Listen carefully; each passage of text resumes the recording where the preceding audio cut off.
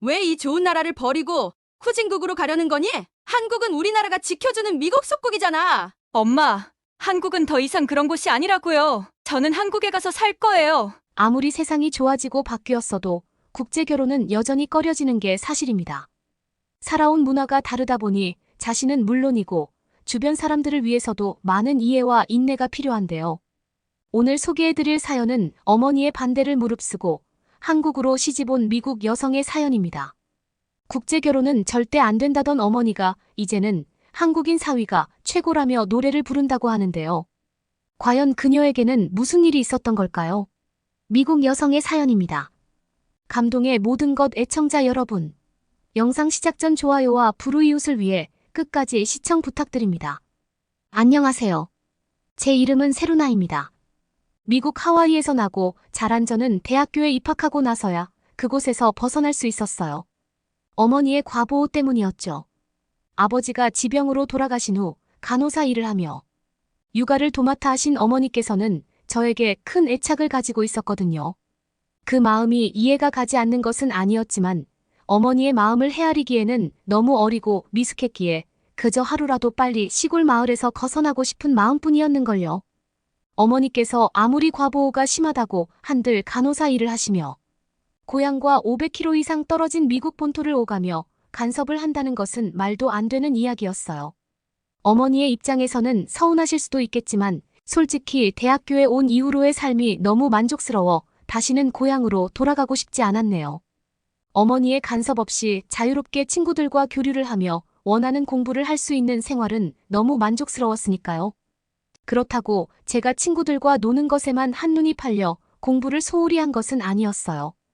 친구들과 어울려 못다한 자유를 만끽하는 것도 물론 좋았지만 경영학을 전공하는 저에게는 유능한 커리어우먼이 되겠다는 꿈이 있었으니까요. 교육자이신 아버지에게 물려받은 명석한 두뇌 덕분에 항상 좋은 점수를 유지하며 장학금을 받을 수 있었는데요. 타고난 두뇌를 가진 것보다 끝까지 노력하는 것이 더 대단하다는 것을 한 사람으로 인해 알게 되었습니다. 모든 것이 한국에서 유학을 왔다는 강철 덕분이었죠. 한국에서 교환학생으로 왔다는 강철은 부족한 영어 실력으로 인해 줄곧 낙제에 가까운 점수를 받곤 했어요. 항상 낮은 점수를 받는 강철에게 시비를 거는 사람들도 있었고요. 한국인이 명석하다는 것도 다 거짓말이었냐면서요. 강철에게 큰 호감이 있는 편은 아니었지만 무시당하는 모습을 보고 있자니 도와주고 싶다는 생각이 들더군요. 그래서 강철에게 먼저 다가가 공부를 알려주기 시작했습니다. 수업의 진도조차 제대로 따라잡지 못하는 강철을 보며 금방 포기할 거라 생각했지만 이런 예상과는 달리 강철은 끝까지 포기하지 않고 공부를 하더군요. 끝까지 포기하지 않고 공부를 계속한 강철은 얼마 뒤 수업 진도를 따라가는 것은 물론 거의 만점에 가까운 점수를 받기도 했죠. 단시간에 바닥에서 위로 치고 올라가는 강철의 모습은 저뿐만 아니라 다른 동기들까지도 놀라게 하기에 충분했고요. 처음 강철에게 가진 감정은 동정 그 이상도 이하도 아니었지만 끝까지 포기하지 않고 노력하는 끈기 있는 모습을 보고 있자니 저도 모르게 그를 좋아하게 되었습니다. 이런 감정은 강철 또한 마찬가지인 듯 먼저 고백을 해오더군요. 주변에서는 살아온 문화가 다르고 인종이 다른 만큼 깊은 관계를 맺기 힘들 거라 말을 하기도 했지만 오히려 그 반대였습니다. 가족애가 강하고 꼼꼼한 강철은 늘 다정한 모습으로 늘 저를 챙겨주었거든요. 한결같이 손을 잡아주며 옆을 지켜주는 강철로 인해 저 또한 이기적이고 독단적인 성격을 고칠 수 있었고요. 하지만 이런 행복은 강철이 한국으로 돌아가며 끝이 나고 말았습니다. 강철을 잡고 싶은 마음은 너무나 간절했지만 혼자만의 욕심 때문에 교환학생으로 유학을 온 그를 잡을 수는 없는 일이었어요. 결국 이렇다 할 뾰족한 수도 써보지 못하고 그를 보낼 수밖에 없더라고요. 강철이 떠난 뒤 제대로 된 일상생활을 할 수 없을 정도로 힘든 나날의 연속이었죠. 수프 한 모금조차 제대로 넘기지 못하는 모습을 보며 어머니는 그깟 한국인 때문에 힘들어하냐? 며 오히려 강철을 그리워하는 것을 타박하셨어요. 미국에는 작은 땅덩이인 한국에 살고 있는 강철보다 몇 배는 잘난 남자가 넘쳐난다는 것이 그 이유였습니다. 물론 어머니께서도 떠난 남자 때문에 힘들어하는 모습에 마음이 아파한 소리겠지만 마음이 속상한 것은 어쩔 수가 없었네요. 미국의 강철보다 잘난 남자는 많을지언정 강철만큼 다정하고 섬세한 사람은 없을 테니까요. 그 후, 저는 친구들과의 교류도 포기하고 공부에만 매진하며 시간을 보냈습니다. 처음에는 강철을 잊기 위해 시작한 공부였지만 전문적인 지식이 쌓여갈수록 성취감을 느꼈기에 멈추지 않고 공부에 몰두를 했고요. 그리고 이런 노력은 세계적으로 유명한 기업의 영업팀으로 입사하는 것으로 이어졌습니다. 바라던 대로 유능한 커리어우먼이 되어 능력을 인정받고 뉴욕 본사에서 일하게 되었지만 마음 한구석은 언제나 찬바람이 불었어요. 여전히 가슴 한구석에 있는 강철을 잊을 수는 없었습니다. 그런데 너무 간절하게 바라서인지 믿을 수 없는 일이 펼쳐지더군요. 강철과 3년 만에 다시 재회한 것이었어요. 한국에서 온 클라이언트는 다름 아닌 강철이었던 거죠. 놀란 것은 강철도 마찬가지인 것 같았습니다. 업무 이야기를 끝내고 퇴근을 하자 지우는 기다렸다는 듯이 저를 붙잡았고 저희는 그동안 못했던 이야기를 나누며 3년 만에 다시 연인으로 돌아갔네요. 신이 주신 인연을 놓친다는 건 말이 안 되는 거잖아요. 연인이 된 지 3개월이 지나고 저희는 결혼을 결심하게 되었습니다. 뱃속에 찾아온 새 생명 때문이었어요. 다니던 회사를 그만두고 강철을 따라 한국으로 가겠다고 말을 꺼냈는데요. 강철은 기겁을 하며 결사반대를 하더라고요. 한국으로 가면 그동안의 커리어가 다 망가진다면서요. 다니고 있는 회사에 얼마나 힘들게 들어갔는지 강철이 그 누구보다 잘 알고 있었거든요. 강철은 계속해서 반대를 했지만 저는 한국에 가겠다며 고집을 부렸습니다. 물론 잘 나가는 커리어우먼이 되길 원하며 악착같이 노력한 것은 사실이었지만 사랑하는 사람의 아이를 가지고서야 깨달았거든요. 진정으로 원하던 것은 아내로서 엄마로서 화목한 가정을 꾸리는 거라는 거요. 이런 의사를 밝히자 지우는 눈물까지 보이며 자신과 아이를 위해 희생해준 것이 고맙다며 무슨 일이 있어도 꼭 행복하게 해주겠다고 말을 해주었습니다. 강철의 진심 어린 고백을 듣고 있자니 가슴이 벅차올랐어요.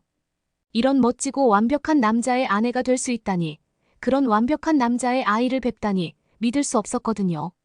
어머니께서도 강철을 마음에 들어 하실 거라 믿어 의심치 않았고요. 하지만 이런 예상과는 달리 어머니는 어디 감히 한국 같은 좁은 땅덩이에 귀한 딸을 가두냐며 호통을 치시더군요.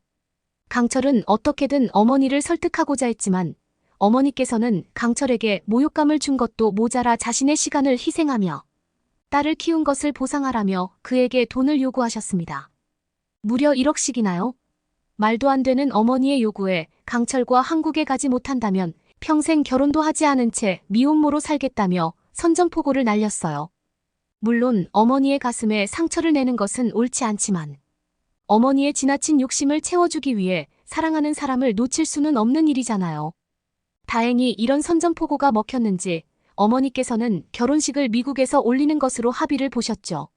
어머니의 성화에 못 이겨 미국에서 결혼식을 올리긴 했지만 강철과 강철의 가족들에게는 미안한 마음뿐이었습니다. 결혼식을 먼 땅에서 치르는 것 때문에 강철의 가까운 가족을 제외한 나머지 지인들은 한 번뿐인 결혼식에 참석조차 못했으니까요. 한마디에 불평을 하지 않은 강철에게 그저 감사할 따름이었습니다. 결혼식을 치르고 한국으로 떠나는 비행기에 탑승할 때까지만 해도 강철과 결혼했다는 것이 믿기지가 않았는데요. 공항에서 사랑하는 며느리 세루나라는 팻말을 들고 계신 시부모님을 뵙고서야 정말 강철과 가족이 되었구나 라는 것을 온몸으로 느낄 수 있더라고요. 어머니께서는 한국의 시어머니들이란 며느리들을 핫소스에 담그는 것을 서슴지 않은 무서운 여인들이라면 늘 멀리할 것을 강조하셨지만 겪어보니 알게 되더군요. 그것이 얼마나 말도 안 되는 얘기인지 말이에요. 시어머니께서는 먼 타국에서 온 저를 그 누구보다 걱정하며 잘해주려 노력하셨어요. 향수병이 걸릴까 매 끼니마다 신혼집에 들러 미국 음식을 만들어주시며 직접 한글 공부까지 알려주셨는걸요. 시아버지께서도 마찬가지였습니다. 강철 또한 고된 회사 일을 끝내고 왔음에도 항상 어떤 하루를 보냈는지 물어보며 직접 뱃속의 아이에게 동화책을 읽어주었고요. 진심을 다해주는 강철과 시부모님으로 인해 저는 그 누구보다 빠르게 한국 생활에 적응을 해갔습니다. 그리고 어머니 역시 먼 타지에서 잘 적응하는 것을 기뻐할 거라 생각했어요. 하지만 어머니께서는 한국에 사는 것이 얼마나 행복한지, 그리고 강철과 시부모님이 얼마나 잘 대해주는지 자랑을 하자 크게 화를 내셨어요. 일제 강점기와 한국전쟁 등 큰 전쟁을 2번이나 겪은 한국이 살기 좋을 리가 없다는 것이 그 이유였죠. 모든 것이 다 아주 오래된 일이라며 해명을 했지만 그때마다 어머니는 강철과 시부모님에게 어떻게 구워 삶아 적기에 터무니없는 이야기를 하냐며 길길이 날뛸 뿐이었습니다. 그리고 한국에 대한 어머니의 오해가 깊어지던 중 일이 터지고 말았습니다. 예정일을 한 달이나 앞둔 상황에서 양수가 터져버린 것이었죠. 이 사실을 알리자 시어머니께서는 황급히 출근한 강철에게 전화를 거셨고 시아버지께서는 구급차를 불러주셨어요. 발빠르게 조치를 취해주신 시부모님 덕분에 저는 급박한 상황임에도 무사히 병원으로 옮겨져 출산을 할 수 있었고요. 수술이 끝나고 나오자 시어머니께서는 먼 타국에서 힘겹게 아이를 낳게 한 것에 대해 미안하다며 사과를 하시더군요. 정작 고생은 외국인 며느리 때문에 애를 쓴 시어머니가 하셨는데 말이에요. 시어머니께서는 강철과 시아버지께서 어머니를 모시기 위해 공항으로 갔다는 말을 해주셨는데요. 핸드폰을 본 순간 깜짝 놀랄 수밖에 없었습니다. 어머니에게서 문자가 와 있었거든요. 한국같이 몰상식하고 위험한 나라에서 큰일을 당한 걸 알게 된 이상 가만히 있지 않겠다고요. 문자를 본 순간 저는 결심을 했습니다.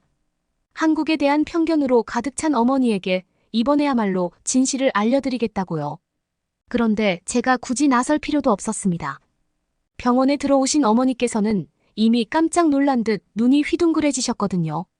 정확히 말하면 한국의 질서정연한 의료체계와 환자를 대하는 의료인들의 태도에 대해 놀란 것이었죠. 미국 간호사로 근무하시는 어머니께서는 병원의 의료체계가 진료를 받는 환자에게 불리하다는 사실을 누구보다 잘 알고 계셨으니까요. 시어머니께서는 예쁘고 귀한 며느리를 시집 보내준 것이 감사하다며 저희 어머니에게 식사를 대접한다고 하셨습니다. 어머니는 그 말에 화들짝 놀라며 되물으셨어요. 이 밤중에 돌아다녀도 되냐면서요.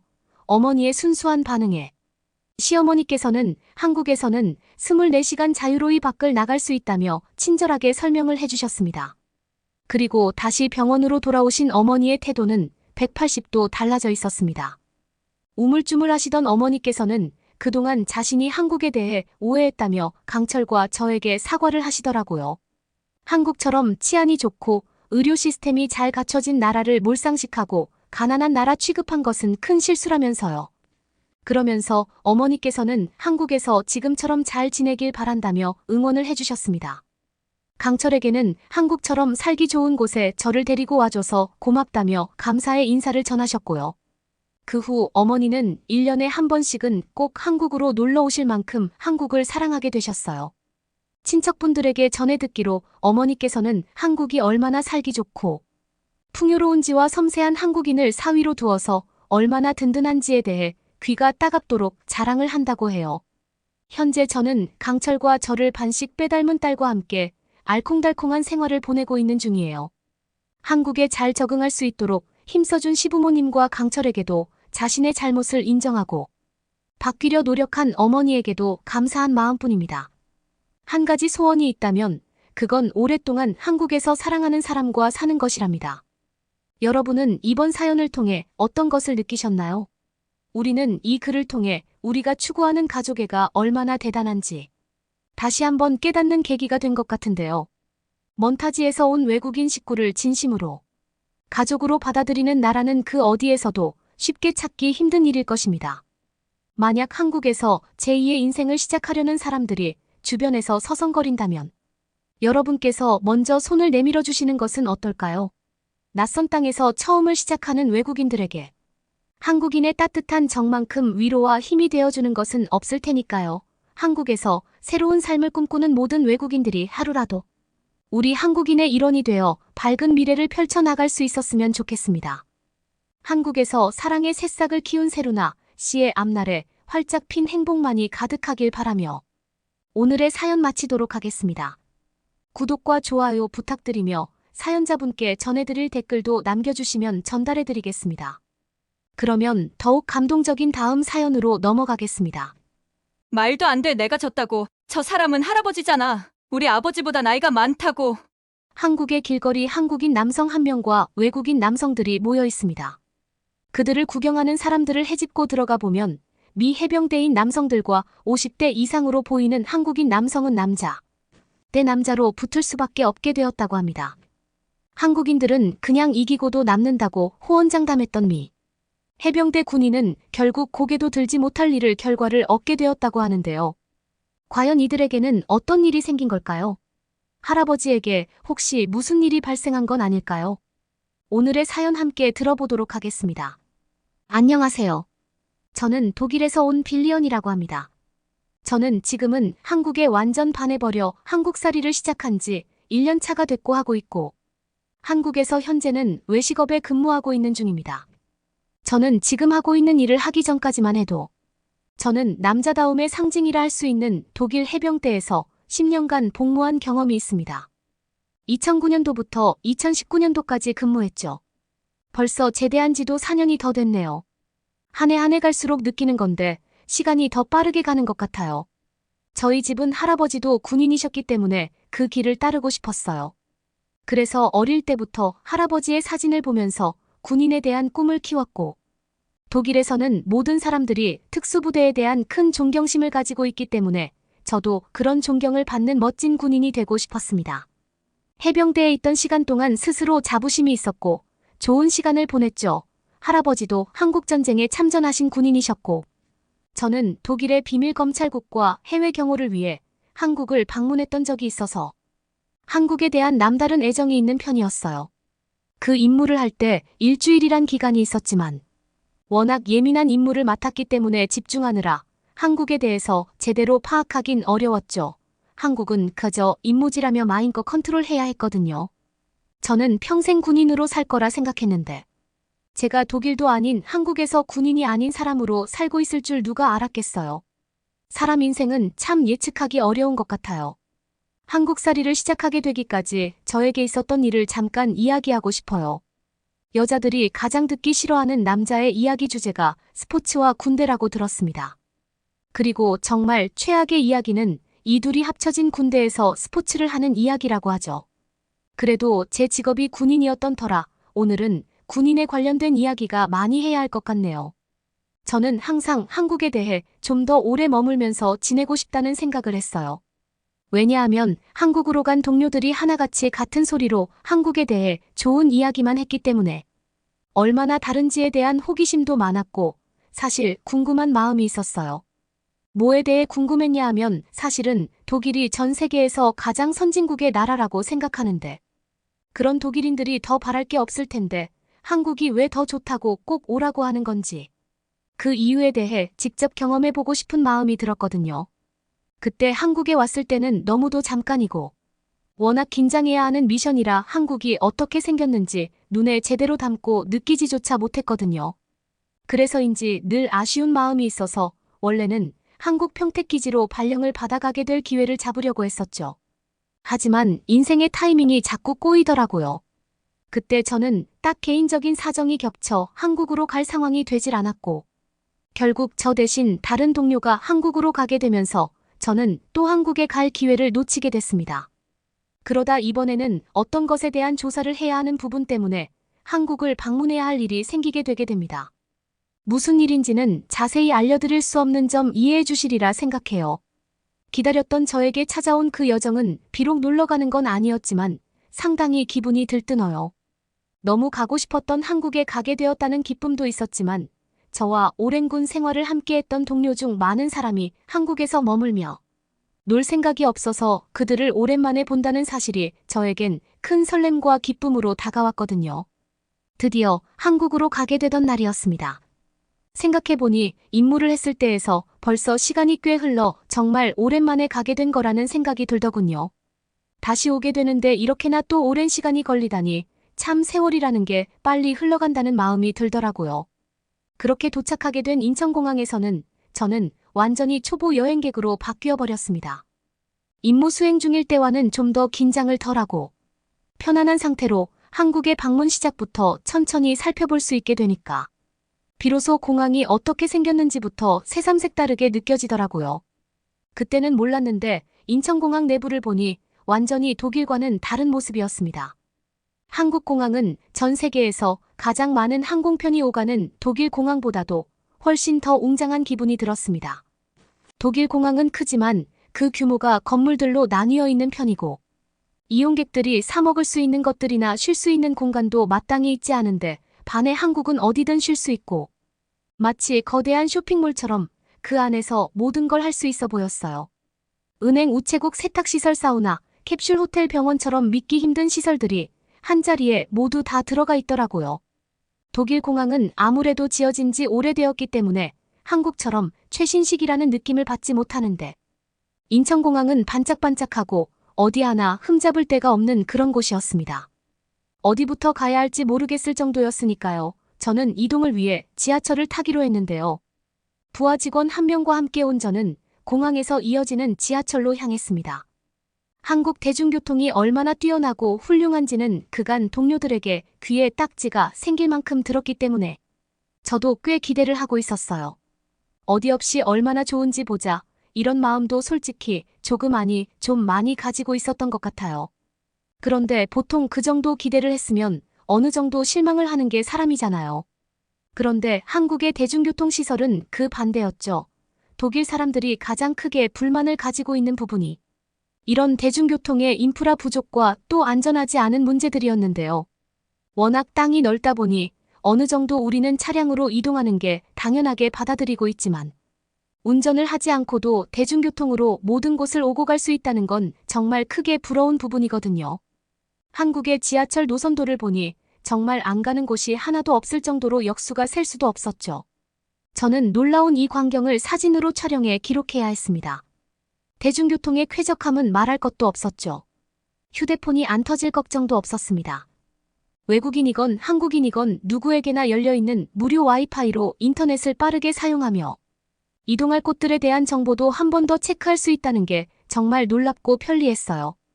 갈아타야 하는 역이 되어 우리는 한 번 지하철을 갈아탔는데 외국인인 제가 처음으로 이용하는 건데도 전혀 불편함 없이 직관적으로 연결되어 있어서 편리하게 이동하는 곳을 찾을 수 있었습니다. 특히 한국은 다음 정류장이 어디인지, 지금 지하철은 어디서 오는지 전광판에 안내를 하고 있었기 때문에 갈팡질팡하지 않을 수 있었죠. 한국의 친절한 대중교통 안내 인프라 덕분에 우리는 무사히 타야 하는 열차에 탈 수 있었습니다. 우리가 무거운 짐 몇 개를 들고 있었는데 젊은 학생으로 보이는 한국인들이 이 자리에 앉으라며 양보를 해주는 거였습니다. 저는 건장한 우리를 무시하는 건가, 우리가 설마 불쌍해 보이나 하는 생각도 들어서 약간 불쾌해지려 하는데 동료가 한국도 군인을 존경해서 이런 행동을 보이는 게 아니냐며 앉자고 했습니다. 마지못해 저는 고맙다는 인사를 하고 좌석에 앉아갈 수 있었는데요.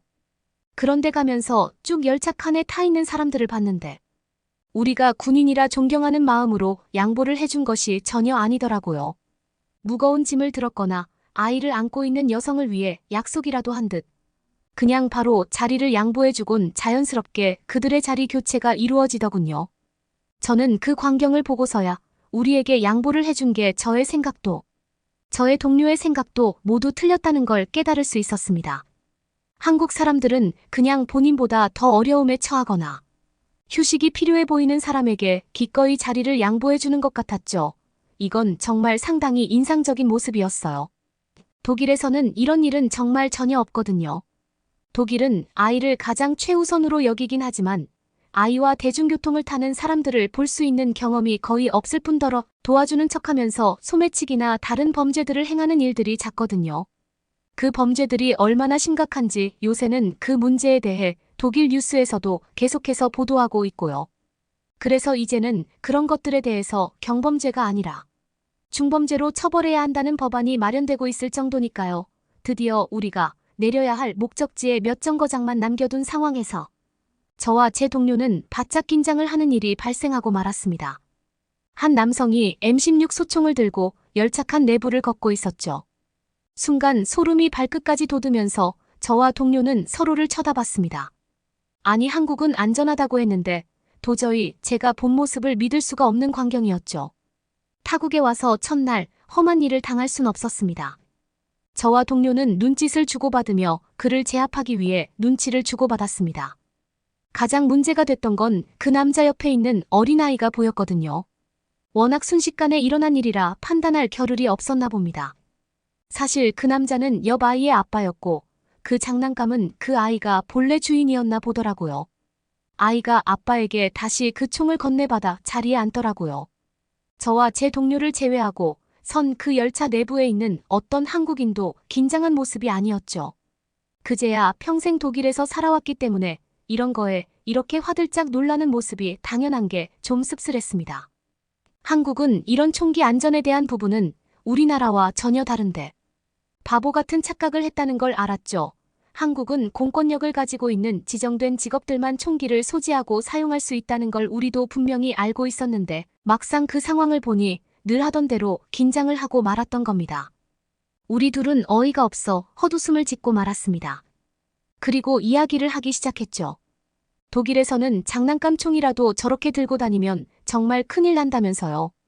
사람들이 테러범인 줄 알고 아수라장이 되고 말거든요.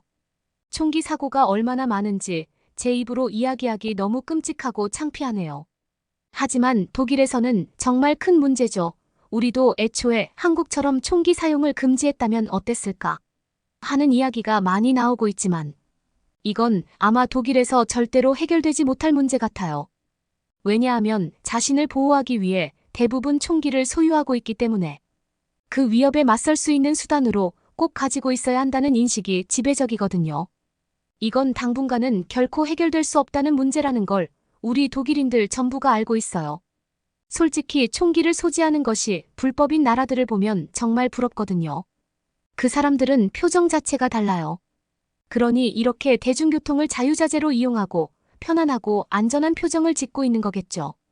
총기 문제 때문에 파생되는 다양한 독일의 사회적인 문제는 계속 도돌이표처럼 따라다닐 거예요. 총기 문제가 한국처럼 되지 않는 한 아마 평생 해결되긴 힘들겠죠. 또 만약 독일이 한국처럼 대중교통 인프라를 완벽하게 갖춘다고 해도 자신의 소중하고 연약한 아이와 탈 사람은 그리 많지 않을 겁니다. 신원 미상자들이 많고 불법 체류자들도 많기 때문에 그들이 가진 어떤 무기나 휴대폰도 추적하기 어렵거든요.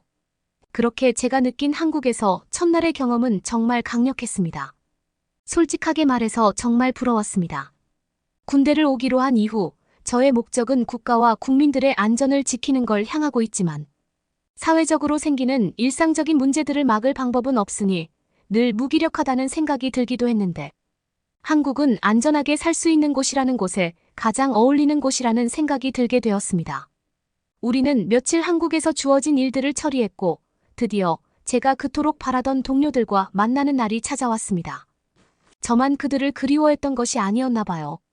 저의 옛 동료들은 모두 저를 위해 시간을 비워줬고 한국에 왔으니 즐거운 곳으로 놀러 가자는 제안을 받았죠. 저를 이토록 반겨주니까 고마웠어요. 오랜만에 만난 동료들과 반가운 인사를 하며 그동안 근황에 대해 이야기를 하며 우리는 월미도라는 곳으로 향하게 되었습니다. 제가 한국 바다에 대해 궁금해했는데 가깝게 갈 수 있는 곳이 있다며 동료들이 추천해준 곳이었습니다. 가는 동안 그 순간이 몇 분 만에 지나간 것처럼 느껴질 정도로 그동안 하지 못했던 이야기를 하느라 정말이지 시간 가는 줄 몰랐던 것 같아요. 동료들의 이야기에 따르면 월미도라는 곳은 한국의 최고의 데이트 코스라고 불린다고 했어요. 이런 곳에 왜 남자들끼리 오냐며 툴툴거리긴 했지만 사실 다 장난이었죠. 어디를 갔어도 즐겁고 행복했을 것 같아요. 그런데 정말 동료들 말처럼 커플이 정말 많더라고요. 그 안에 건장한 남자 5이서 온 무리는 우리뿐이긴 했는데 그 모습이 정말 웃겼습니다. 월미도의 첫인상은 제가 해외여행으로 다녀온 샌프란시스코의 산타모니카 비치 같은 느낌이었어요. 그것보다 좀 더 북적북적한 그런 느낌이었죠.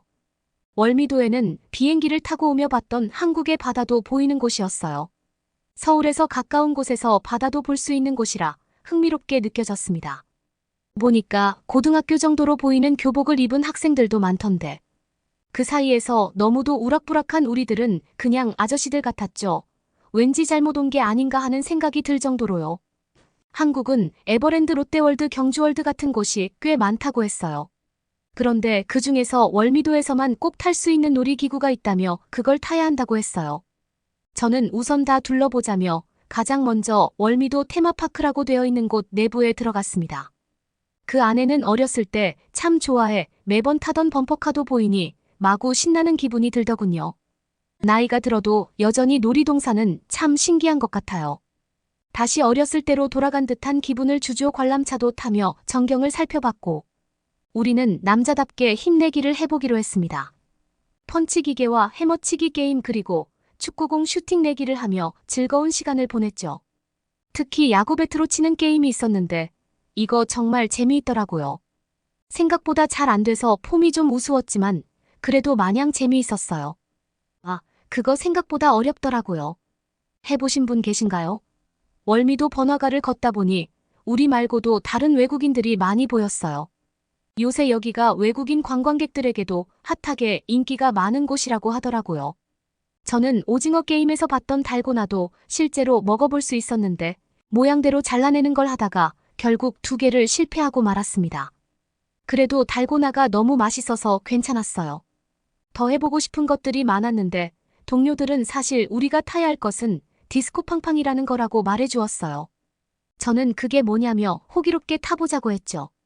디스코 팡팡의 경험은 평생 잊지 못할 거예요. 마치 우리가 무슨 냄비 속에 튀겨지는 팝콘이 된 것처럼 통통 튀겨지는데 정말 웃기고 재미있더라고요. 얼마나 웃었는지 그 시간이 잊혀지지가 않네요. 마치 어린 시절로 돌아가 신나게 개구쟁이 친구들과 하루 논 것 같은 느낌이었거든요. 이제 슬슬 배가 고파 밥을 먹으려는데 동료들은 근처에 전통시장이 있으니 가서 먹어보자는 제안을 했습니다.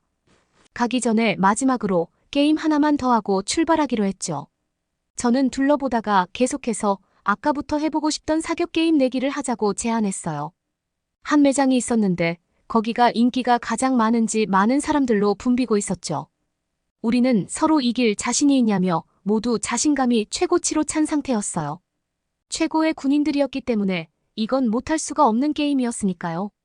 농담으로 한국 사람들 앞에서 미군들이 얼마나 잘하는지 보여주자며 서로를 복돋았죠. 군인들은 거의 대부분 총부심이 있긴 해요. 총을 잘 쏘세요라는 말에 자신이 없다고 말하는 사람은 거의 드문 정도니까요. 우리는 서서 우리 차례가 될 때까지 구경이나 좀 하며 기다리기로 했습니다.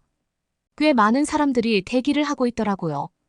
그런데 웃긴 건 거기 서 있는 사람들 대부분이 남자라는 사실이었죠. 아, 저도 한국 남자들과 군대가 때려야 뗄 수 없다는 것에 대해 아주 잘 알고 있어요. 한국 대부분의 남자들은 군대 훈련을 받았기 때문에 군사력 또한 엄청나다는 것도 알고 있죠. 세계에서 일본이나 프랑스를 제치고 한국이 상위권으로 올라오기도 했으니까요. 개개인의 역량도 얼마나 뛰어난지 어느 정도는 들어 알고 있었죠. 저는 원래 한국에 대해 그래도 다른 독일 사람들보다는 충분히 잘 알고 있다고 생각했거든요. 그런데 그 생각이 이날 다 송두리째 뒤집혀버리고 말았습니다. 한국 남자들은 지나가는 할아버지도 총을 다룰 줄 안다는 말이 있길래 저는 과장이라고 생각했어요. 그런데 그 경험을 제가 실제로 해볼 줄이야 정말 꿈에도 몰랐습니다. 미군들이 한국 예비군을 생각했을 때 생각하는 편견이나 이미지는 주방위군이나 그런 구성 요소들을 생각했을 때 독일하고 비슷할 거라는 생각을 가지고 있었습니다.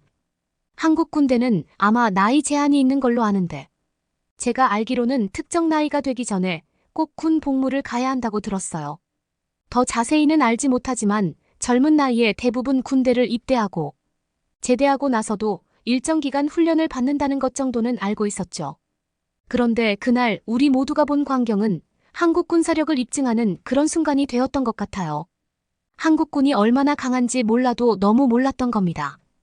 우리 순서를 기다리고 있는데 한 30대 정도로 보이는 남성이 장난감 총을 잡으며 차례가 됐어요. 하지만 총을 받는 순간부터 우리 모두는 느낄 수 있었죠. 저 사람은 보통 일반인이 아닌 것 같다는 걸요. 그 남자는 장난감 총을 진짜 총인 것처럼 진지하게 임하더라고요. 그러면서 100~800중 맞추기 시작하는 겁니다. 정말 놀라웠어요. 장난감이라 빗나갈 확률도 많고 게다가 거기가 바닷가 앞이라 바람이 상당히 불었는데 그 남성의 자세는 완벽에 가까웠죠. 흔들리지도 않는 고정 상태를 유지했어요. 실제로 총기를 사용할 때 가장 중요하다고 할 수 있는 것이 저런 베이스가 되는 자세라고 할 수 있는데 그 사람의 자세는 정말 좋았죠. 그리고 무엇보다 자신의 사격에 무척 자신감이 넘쳐 보였어요. 정말 잘하더라고요. 그 사람은 당당하게 자신의 상품을 타갔어요. 그 다음 순서가 된 남자는 키가 우리에 비해 상당히 작은 남자였는데 한 50대 정도로 보이더라고요. 저희는 방금 한 30대 뒤에 우리가 하지 않는다는 걸 다행이라고 생각했어요. 그래도 우리는 현역군인들인데 비교가 되면 자존심에 심한 스크래치가 날 테니까요. 50대 남성은 방금 무슨 공사를 한 것 같은 마치 작업복과 비슷한 옷을 입고 있었는데요. 편한 트레이닝 차림에 슬리퍼를 신은 채 설렁설렁 시작하더라고요. 저희는 큰 기대를 안 하고 우리 순서를 기다렸죠. 그런데 결과는 오 마이 갓 그 자체였습니다. 그 사람은 장난기 가득한 얼굴이었는데 사격할 때가 되자 싹 표정이 변하더니 자세를 바꿔가며 조준 사격을 하는 자세를 만들어내는데 정말 끝내주게 잘하더군요. 그 동작은 그냥 몸이 기억하고 있는 동작들이라는 걸 알 수 있었죠. 불행하게도 바로 다음이 제 차례였습니다. 이 높은 점수 뒤에 제가 한다는 게 꽤 부담이 되더라고요. 그래도 당연히 자신은 있었죠. 동료들 사이에서도 사격을 잘하기로 유명했으니까요. 그런데 제가 할 때 왜 그렇게 바람이 부는 것처럼 느껴지는지, 혹은 긴장을 해서 그런지 조준한 것들이 거의 다 빗맞게 되더라고요. 그렇게 순식간에 제 차례가 끝나고 이어서 동료들도 조준을 했지만 우리가 앞서 봤던 남자들처럼 하지 못했고 우리는 아주 작은 경품만 가져갈 수 있었어요. 우리는 모두 자존심이 너무 상해서 더 하자는 의견을 냈어요. 그래서 한 번만 더 해보자고 했죠. 그런데 그때 사장님이 영어로 우리에게 말을 걸어오셨어요. 딱 봐도 우리 아버지 뻘 정도 되어 보이는 그분은 아주 오래전 미군들을 대상으로 장사를 하기도 하셨어서 영어를 자유롭게 하실 수 있다고 했죠. 저희는 한 번만 더 하면 잘할 수 있다고 다시 할 거라고 이야기했는데요. 그러자 사장님께서는 에이 또 해도 지겠는데 뭘 딱 보니까 알겠다며 이야기하셨죠. 남자의 승부욕을 불태우는 말이었습니다. 저는 사장님이 모르셔서 그러는데 우리는 현역이라고 이제 감을 잡아서 할 수 있다고 했죠. 그러자 내가 쏴도 그것보단 잘 쏘겠네라며 장난을 치셨죠. 농담으로 한 이야기인 걸 알지만 이미 자존심이 상한 상태라 약간 상기되었습니다. 그래서 저는 그렇게 자신 있으면 보여주세요라고 했죠. 그러자 흔쾌히 그러겠다고 하셨습니다. 한국은 예의를 상당히 중요하게 생각하는 곳이라고 했는데 너무 무례하게 굴었던 것 같습니다. 그런데 그때는 저도 제가 왜 그랬는지 도통 모르겠어요. 아마도 오기 때문이었던 것 같아요. 저는 그 사장님이 총을 잡는 순간 내가 졌다는 걸 바로 눈치챌 수 있었는데요. 사장님의 동작은 그냥 몸이 기억하고 있는 동작들이었어요. 제 친구들은 현역인데도 그보다 더 잘하는 것 같았어요. 무엇보다 전체적으로 몸을 컨트롤을 잘하는 것 같았어요. 어떻게 그렇게 침참한지 정말 현역 같았어요. 사장님은 딱 봐도 제대하고도 한참은 지났을 나이로 보였는데 모든 동작을 기가 막히게 하더군요. 실수도 전혀 없었죠. 만약 지금 유니폼을 입고 들어간다면 현역이라고 해도 믿을 정도로 탄탄했어요. 굉장히 인상적이었죠. 저는 한국 남자들이 비록 장난감으로 하는 게임이지만 조준 사격을 하는 것을 보고 나니까 그들이 얼마나 훈련에 매진했었는지 알 것 같았습니다. 확실한 건 그들 모두가 무기를 사용해보고 잘 다룰 줄 안다는 게 분명하게 느껴졌죠. 무기는 사용해 본 적 없는 사람은 절대로 사용하면 안 되거든요. 한국에서의 제가 본 모든 남자들은 매일 훈련하는 사람들 같았고 그동안 군 복무를 할 때 한시도 헛되게 훈련한 적이 없는 것처럼 보였어요. 예비군이라 매일 훈련을 하지도 않을 텐데 정말 잘해도 너무 잘하는 한국 예비군들을 보니 진짜 보고서도 믿을 수가 없더라고요. 확실히 정말로 밀도 놓은 고강도 훈련을 받았다는 걸 알 수 있었어요. 가장 중요한 기본이 되는 수칙들을 모두가 잘 아직까지 기억하고 있었으니까요. 한국의 대부분의 남자들은 군대 훈련을 받았기 때문에 총기를 어떻게 다루는지 알고 있는 게 확실히 입증된 날이었습니다. 그들은 모두 총기를 안전하게 다루는 방법에 대해 알고 있죠. 솔직히 이걸 보기 전까지는 한국 남자들은 군 복무를 많이 가긴 하지만 총을 사용할 일이 없다고 생각해서 어떻게 발사를 하는지에 대해서는 모를 수도 있겠다는 생각이 있었어요. 그리고 어떻게 해야 목표물을 정확하게 사격하는지에 대해서도 우리보다 훨씬 알지 못할 거라고 생각했죠. 그들이 군대에 가서 훈련하는 동안 자세만 배우고 인명전쟁에 대한 대비만 한다고 생각했거든요. 우리 모두는 너무 충격을 받아서 흥분도 시킬 겸 카페에 음료를 마시면서 한국 군대 예비역들이 어떤지에 대해 유튜브를 좀 더 찾아보기 시작했습니다.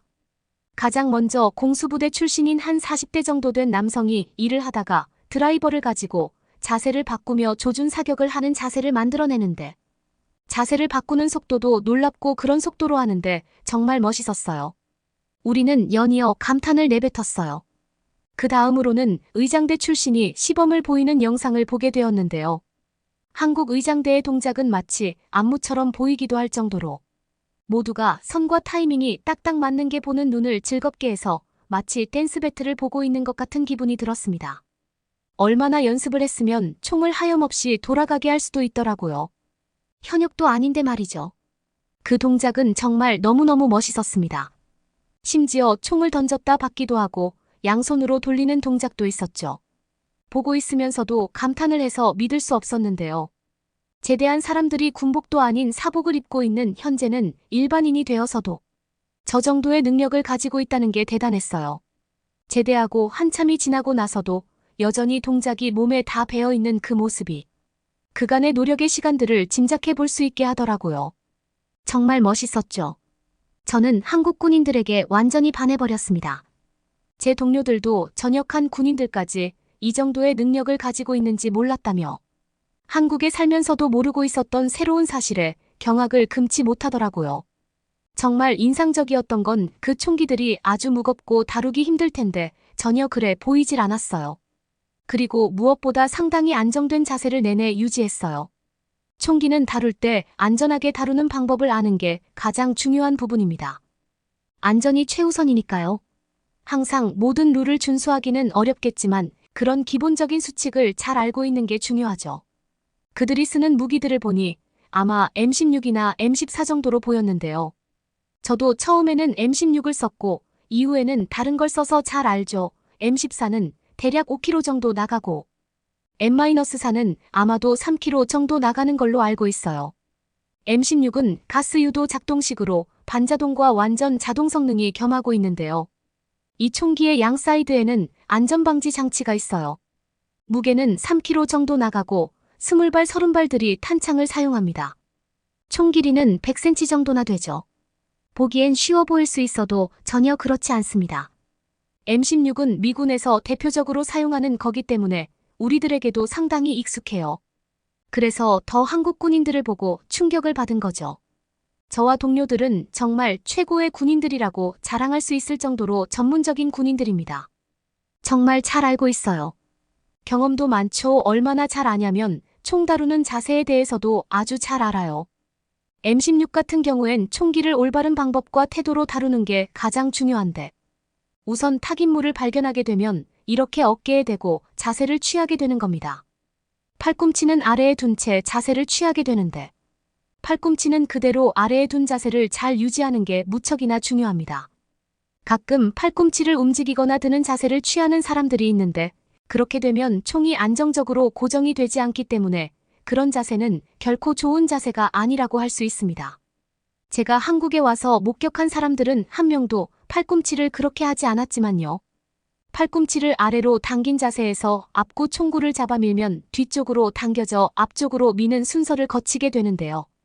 이런 차례를 거치기 때문에 총기가 무조건 안정적이고 흔들리지 않는 고정적인 자세를 유지하게 하는 이유가 있습니다. 이 자세가 완벽하게 잡힌 후 목표물에 집중해야 하죠. 목표물이 보이면 그 타깃의 시선을 고정해 집중을 하고 총을 턱까지 딱 들어 올립니다. 여기서 중요한 건 절대로 머리를 아래로 내리거나 또 움직이면 안 된다는 포인트가 있죠. 이 부분이 사람들이 가장 많이 그리고 흔히 아는 실수 중 하나거든요. 팔꿈치처럼 머리도 움직이지 않는 게 정말 상당히 중요합니다. 또 많이 실수하는 게 다른 손을 총기 앞쪽을 너무 가깝고 짧게 잡는 방식이에요. 뭐 이 손은 어디 있어야 된다는 법칙이 있는 건 아니지만 스타일에 따라 다르긴 해도 대부분 중간 정도쯤에 놔야 좋거든요. 그런데 동료들을 보면 아주 앞쪽으로 뻗어잡는 타입도 있긴 하더라고요. 좋은 방법은 아닌 것처럼 보여도 뭐 어쩌겠어요. 저는 그렇게 하면 너무 불편하던데 말이죠. 총기를 내릴 때도 일자를 유지해야 하면서 목표물을 빠르게 살피며 탐색합니다. 이걸 우리 용어로는 스캔이라고 표현하는데 좌우를 살피면서 목표물을 스캔하는 방식을 말해요. 목표물을 발견하는 순간 총기를 위로 바로 들어 올려 목표물에 타겟팅을 하면 되거든요. 탄창을 갈 때가 되면 잠금 장치가 안에 있어서 뒤로 잠금이 걸리게 되거든요. 그럼 그때 옆을 딱 쳐주면 총알이 정렬이 되면서 앞으로 이동에 걸리게 되는 겁니다. 간단히 이야기하자면 총기를 사용하게 되면 먼저 자세를 취하고 안전잠금을 해제한 뒤에 손가락 위치를 정하고 발사하는 순서로 보시면 되겠습니다. 그리고 다시 잠금 장치를 다시 원위치로 두는 거죠. 이렇게 설명을 상세히 잘할 정도로 저는 사격에 대해 자신 있고 자부심이 있는 사람이었어요. 그렇기에 더 한국인들 사격 실력에 놀란 겁니다.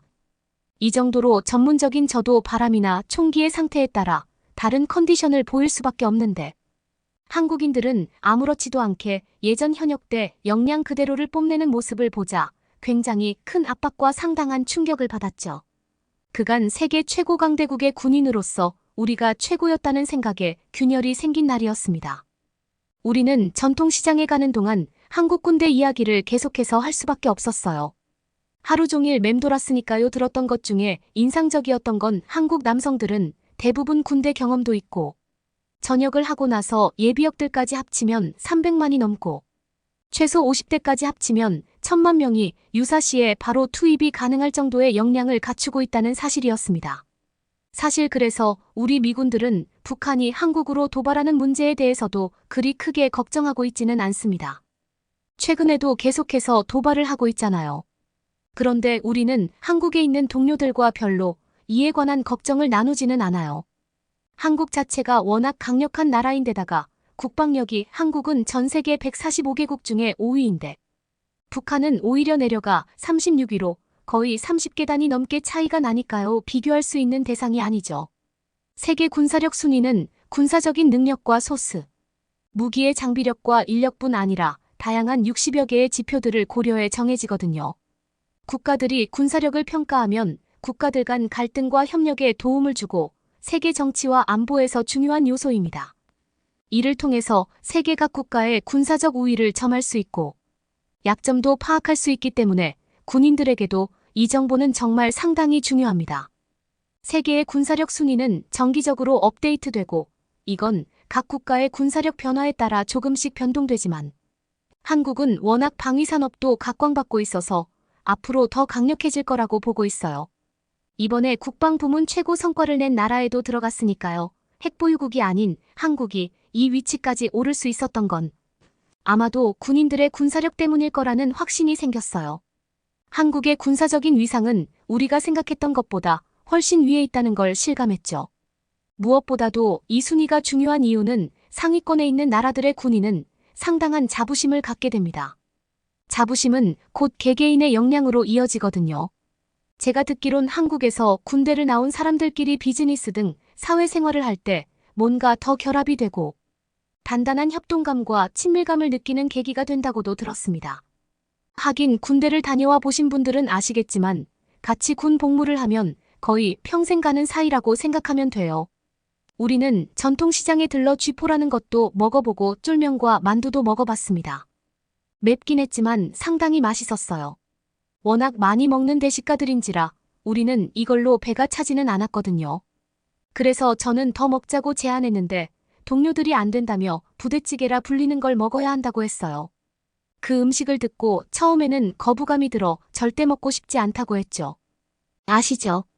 군대 음식은 최악이잖아요. 그걸 왜 제가 귀한 한국 방문 기간에 먹어야 하는지 이해할 수가 없었거든요.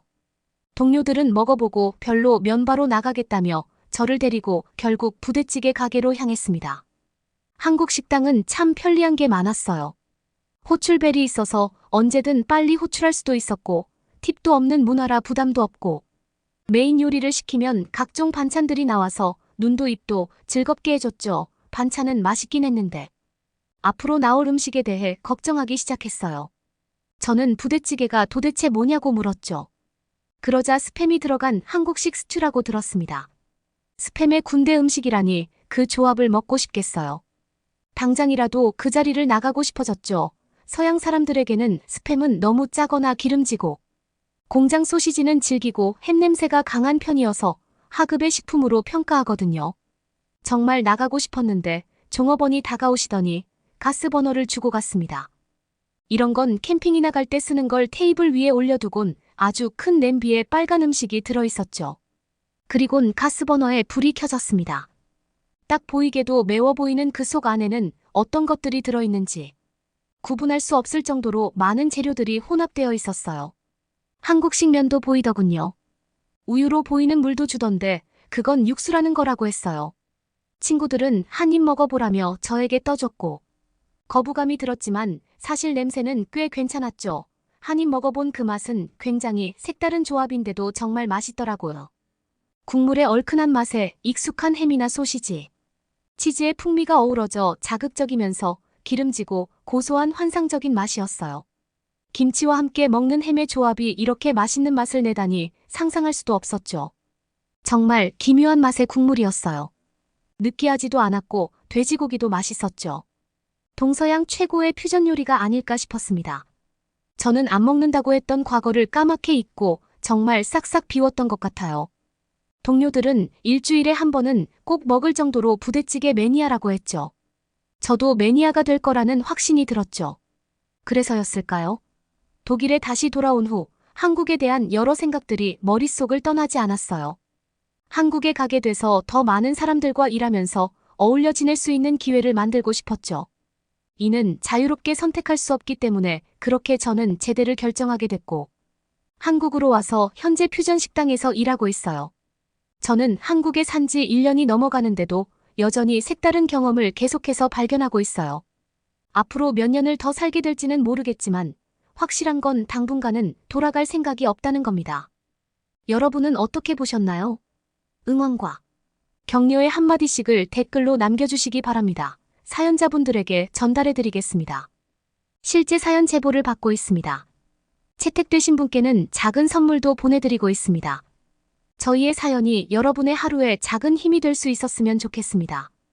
감동적인 사연을 주변 분들과 이야기 나눠보세요. 더욱더 좋은 영상으로 다시 찾아뵙겠습니다.